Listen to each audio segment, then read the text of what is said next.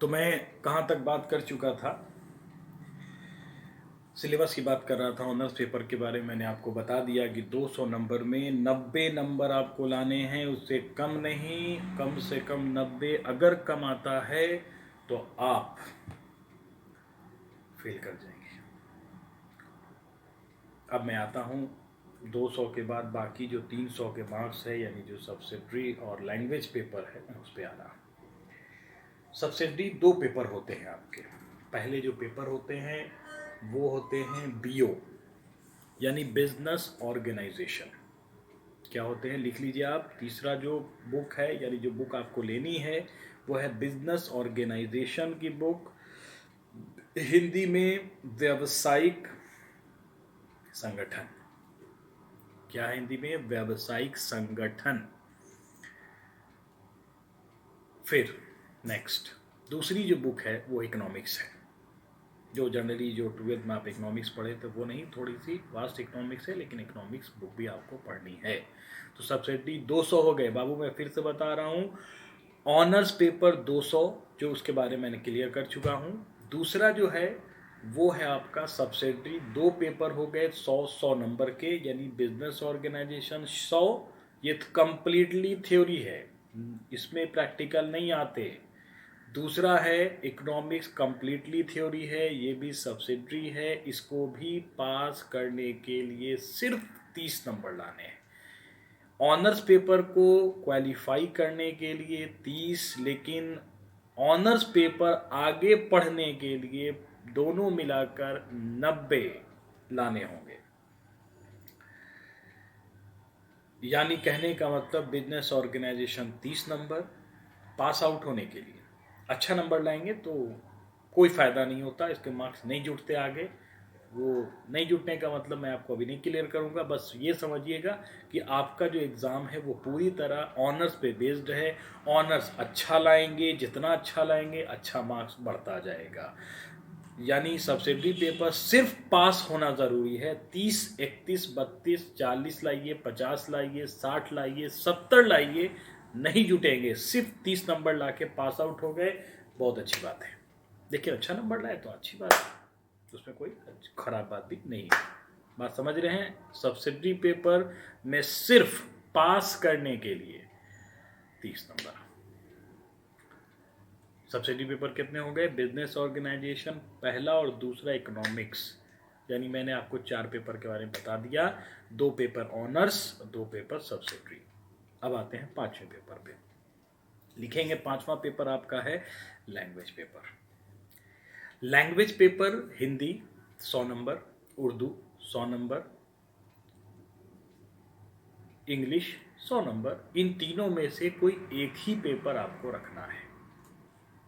100 number के हिंदी या उर्दू वाले बच्चे उर्दू, इंग्लिश भी रख सकते हैं। कोई बच्चे सवाल करते हैं कि सर हम हिंदी इंग्लिश दोनों रखें। कोई बच्चे सवाल करते हैं कि सर हम हिंदी और उर्दू दोनों रखें। तो बिल्कुल रख सकते हैं।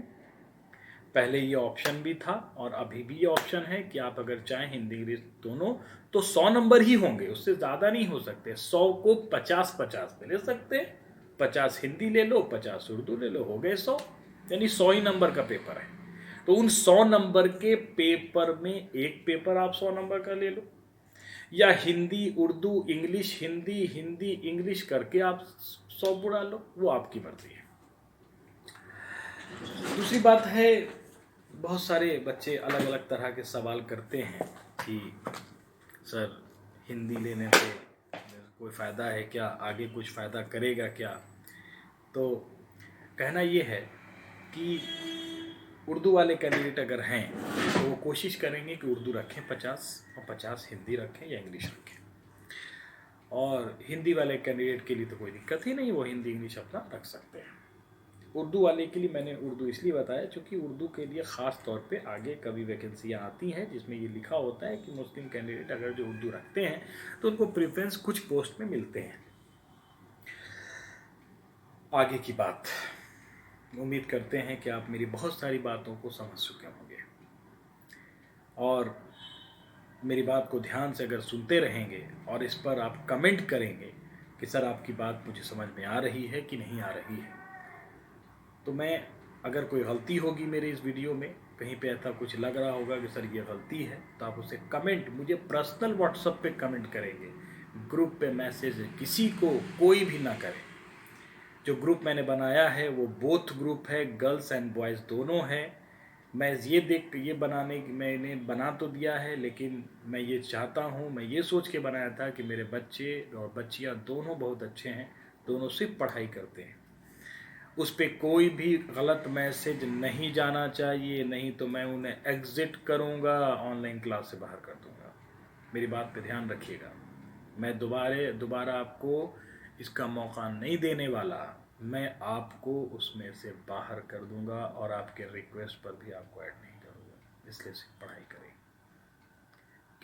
कोई लड़का किसी लड़की के नंबर का गलत इस्तेमाल बिल्कुल ना करे, मेरी सख्ती से इस पर निर्देश है। मैं ख़ास करके जो बच्चे हैं, जो बच्चियां हैं, वो गलत नंबर का इस्तेमाल नहीं करेंगे। अगर कंप्लेन आता है तो मैं उन्हें उनके गार्जियन तक पहुंचकर ये कंप्लेन उनके गार्जियन तक पहुंचा दूंगा। और अभी व्हाट्सएप ग्रुप को बहुत अच्छी तरह प्रशासन खंगाल भी रही है, एक कंप्लेन में आप चले जाएंगे।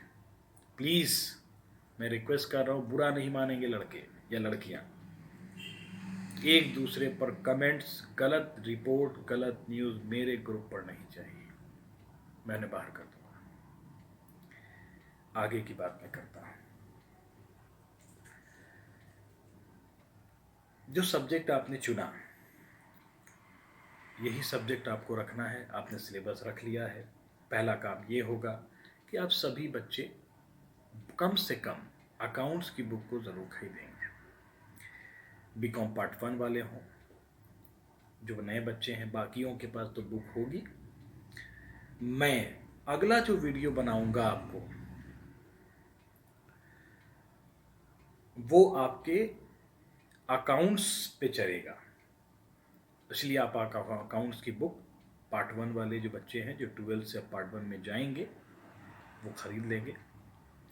जो चैप्टर्स है मैं उसका डिटेल बताऊंगा आपको, कौन कौन चैप्टर आपको पढ़ने हैं और किस चैप्टर को कैसे पढ़ना है, कैसे बनाना है। इंट्रोडक्शन मैं क्लास दूंगा, अगर आपको अच्छा लगेगा तो आप कंटिन्यू करेंगे।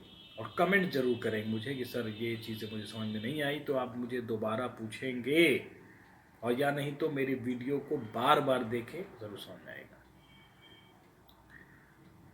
और अगर ना समझ में आए तो आप वीडियो को कमेंट करेंगे, सर ये चीज़ें यहाँ पे मुझे समझ में नहीं आई, वो मैं उसे दोबारा अगली वीडियो में समझाने की कोशिश करूँगा। मैं ये वीडियो अपने घर से गाय घाट कोचिंग में आकर बना रहा हूँ। मैंने भी रोज़ा रखा हुआ है, काफ़ी मैं बोल रहा हूँ। ये तो मैं बहुत कम बोल रहा हूँ, हर साल आप बच्चे जानते हैं कि मैं रोज़ा रख कर ही साल भर पढ़ाता हूँ। उससे मुझे अच्छा कुछ नहीं लगता। पढ़ाना एक बहुत हॉबी है। मैं बहुत डेड हो चुका था अभी तक, घर में बैठे बैठे घर की जिम्मेदारियाँ, बच्चे, बीवी क्या होती ये भी मैंने सीखा इतने दिन में, जिसका एहसास मुझे नहीं था पहले। काफ़ी दिन बाद 1.5 महीने मैंने अपने दोनों बच्चों के साथ बहुत खेला, बहुत खुश हुआ। बहुत बच्चे मेरे अच्छे शरारती निकले।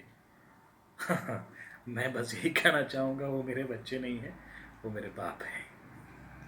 बस इसी के साथ मैं ये वीडियो ख़त्म कर रहा हूँ और उम्मीद करता हूँ आप सभी को मेरा ये वीडियो अच्छा लगा होगा, और अच्छा लगा है तो कमेंट कीजिए और सहयोग कीजिए कि इस कॉस ऑनलाइन क्लासेस को सफल बनाएं।